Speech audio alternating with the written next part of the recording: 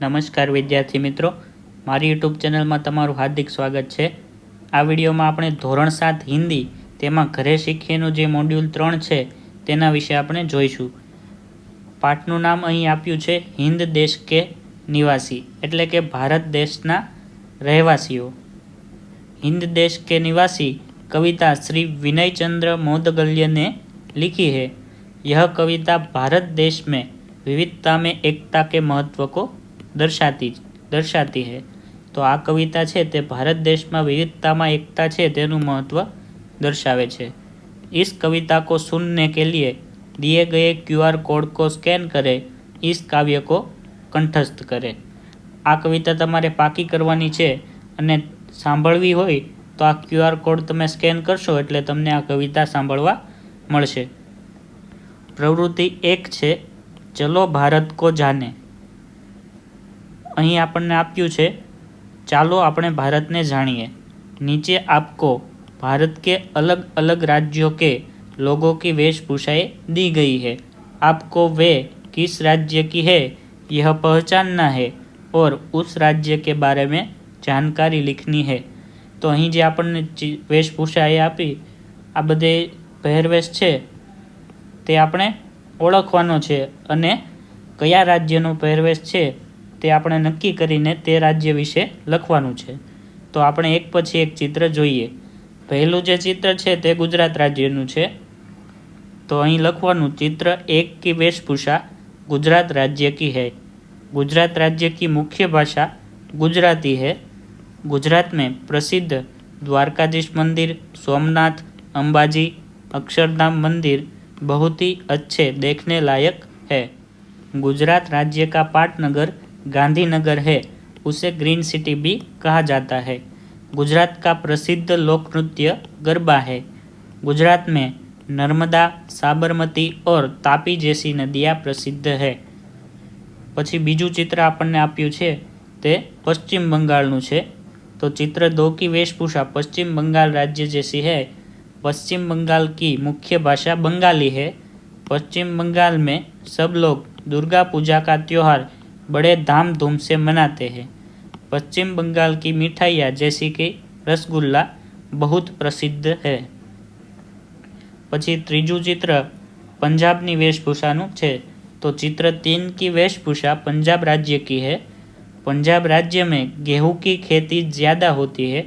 पंजाब की राजधानी चंडीगढ़ है। पंजाब का प्रसिद्ध लोक नृत्य भांगड़ा है।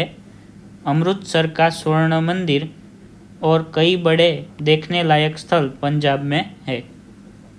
હવે ચોથું चित्र છે તે મહારાષ્ટ્રની વેશભૂષા છે, એટલે કે મરાઠા લોકો જે હોય તેની વેશભૂષા છે। तो चित्र 4 की वेशभूषा महाराष्ट्र राज्य की है। महाराष्ट्र की राजधानी मुंबई है। महाराष्ट्र की मुख्य भाषा मराठी है। महाराष्ट्र का प्रसिद्ध त्यौहार गणेशोत्सव है, उसे धामधूम से महाराष्ट्र में मनाया जाता है। महाराष्ट्र का प्रसिद्ध लोक नृत्य लावणी है। હવે પાંચમું चित्र છે તે નાગાલેન્ડ રાજ્યનું છે। चित्र 5 की वेशभूषा नागालैंड राज्य की है। नागालैंड राज्य की राजधानी कोहिमा शहर है। नागालैंड की मुख्य भाषा नागमीज और अंग्रेजी है। नागालैंड राज्य भारत के पूर्व दिशा में है। नागालैंड में मोआसू फेस्टिवल, आंगमोंग फेस्टिवल, बांस दिवस समारोह जैसे त्यौहार मनाए जाते हैं। छठू जे चित्र है ते कश्मीरનું છે। चित्र 6 की वेशभूषा जम्मू कश्मीर राज्य की है। जम्मू कश्मीर राज्य की मुख्य भाषा कश्मीरी है। जम्मू कश्मीर के सेब और केसर बहुत प्रसिद्ध है। सेब એટલે सफरजन। जम्मू कश्मीर बहुत सुंदर राज्य है, इसलिए उसे धरती का स्वर्ग भी कहा जाता है। जम्मू कश्मीर में कई नदियाँ और पहाड़े एवं प्राकृतिक सौंदर्य है। तो આવી રીતે તમારે રાજ્ય વિશે લખવાનું છે। હવે આગળ આપણને આપ્યું છે પુનરાવર્તન। પ્રવૃત્તિ 1 છે નિમ્નલિખિત પરિચ્છેદ का સુલેખન કરે। તો આ જે ફકરો છે તે તમારે સારા અક્ષરે નીચે જે જગ્યા આપી છે તેમાં લખવાનું છે। અહીં તમારે સુલેખન કરવાનું છે। प्रवृत्ति 2 છે संज्ञा पहचानिए। तेमा निम्नलिखित संवाद को ध्यान से पढ़े और व्यक्तिवाचक संज्ञा पहचाने और लिखे। तो આપણે વાંચીએ। अनुज कहे छे, माँ मुझे बहुत भूख लग रही है, आप मैकडोनल्ड का बर्गर मंगा दो। तो माँ कहे छे, अनुज कल तुमने पिज़्ज़ा खाया था और सुबह मैगी। तुम्हें कितनी बार समझाया है कि यह कूड़ा अर्थात जंक फूड है, इसे नहीं खाना चाहिए। अनुज कहे छे, माँ पिज़्ज़ा तो कल अक्षत के जन्मदिन की पार्टी में खाया था और मैगी भैया ने बनाई थी।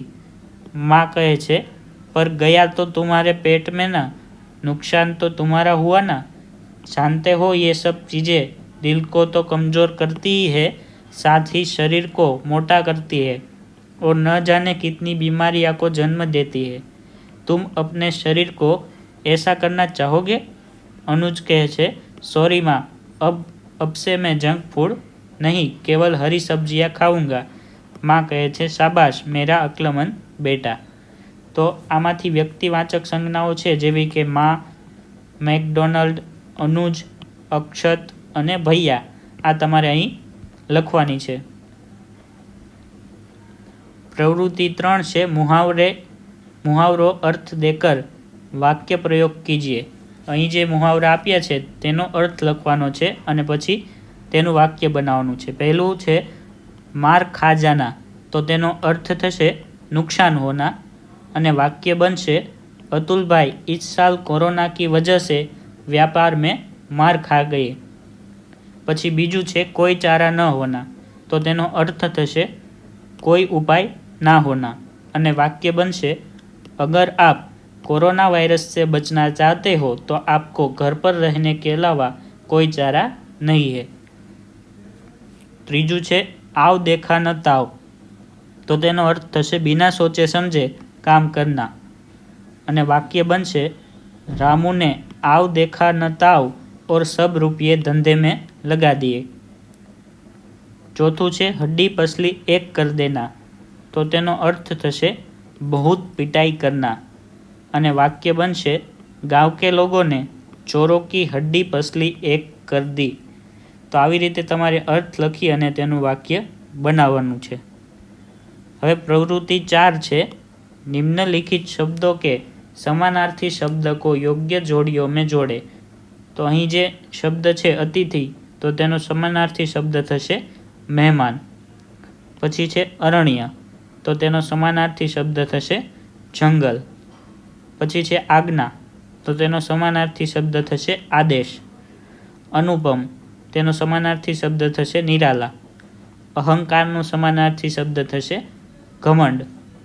આનંદનો સમાનાર્થી શબ્દ થશે હર્ષ અને અનાજનો સમાનાર્થી શબ્દ થશે धान्य। तो આવી રીતે તમારે જોડકા જોડવાના છે। प्रवृत्ति 5 છે नीचे गए वाक्यों में उचित विराम चिन्ह का प्रयोग करके फिर से लिखे। અહીં અલ્પવિરામ અથવા તો પૂર્ણવિરામ તમારે મૂકવાના છે અને ફરીથી લખવાનું છે। તો અહીં પહેલું છે તેમાં સભી નારે લગાને લગે, પછી અલ્પવિરામ આવશે અને મહાત્મા ગાંધી કી જય પછી પૂર્ણવિરામ આવશે। બી છે તેમાં જાઓ પછી અલ્પવિરામ આવશે, उन्हें इनका घर दिखा दो પછી પૂર્ણવિરામ આવશે। સી છે તેમાં નેતાજીને કહા પછી અલ્પવિરામ આવશે, પછી ડબલ કોમા तुम मुझे खून दो પછી અલ્પવિરામ मैं तुम्हें आज़ादी दूंगा પછી કોમા પૂરા કરવાના। પછી ડી છે તેમાં वह योग्य सुशील और मिलनसार है परंतु थोड़ा सनकी है। तो આવી રીતે તમારે અલ્પવિરામ મૂકવાના છે અને છેલ્લે પૂર્ણવિરામ આવશે। છેલ્લું છે ઉસે રોકો મત જાને દો, તો અહીં ઉસે રોકો મત પછી અલ્પવિરામ જાને દો પછી પૂર્ણવિરામ। તો આવી રીતે તમારે લખવાનું છે। વિદ્યાર્થી મિત્રો, જો તમને આ વિડીયો પસંદ આવ્યો હોય તો લાઈક કરો અને તમારા મિત્રો સાથે શેર કરો। જો તમે આ ચેનલ પર નવા હોય તો ચેનલને સબસ્ક્રાઈબ કરો અને નોટિફિકેશન મેળવવા બેલ આઇકન પર ક્લિક કરો। Thank you.